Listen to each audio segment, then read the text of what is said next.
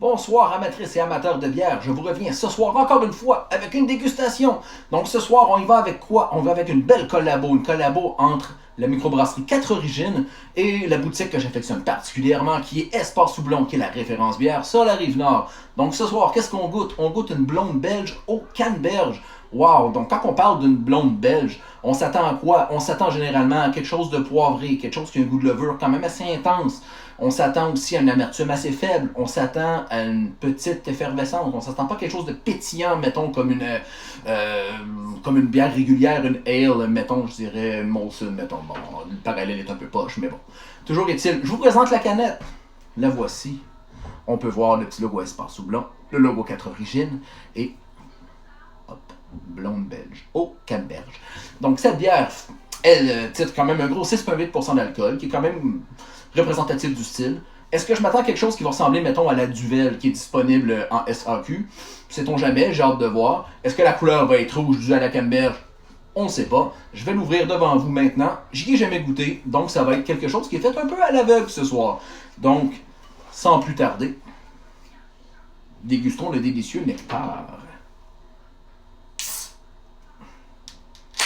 Et voilà.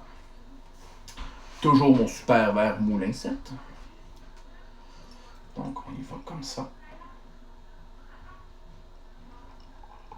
Je ne la versais pas au complet, vu que le temps est quand même compté, disons-le.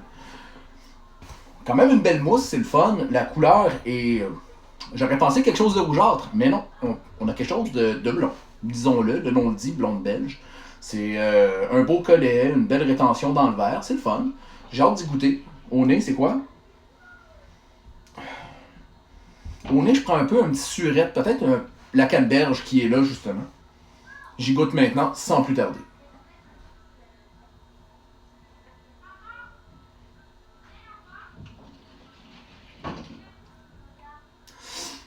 Donc voilà, la canneberge, quasi absente, mais on dirait un petit sucré le fun à la fin, en toute fin de bouche.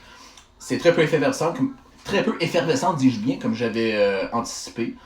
C'est rafraîchissant, tabarouette. C'est un goût de levure. C'est vraiment la levure qui domine là-dedans.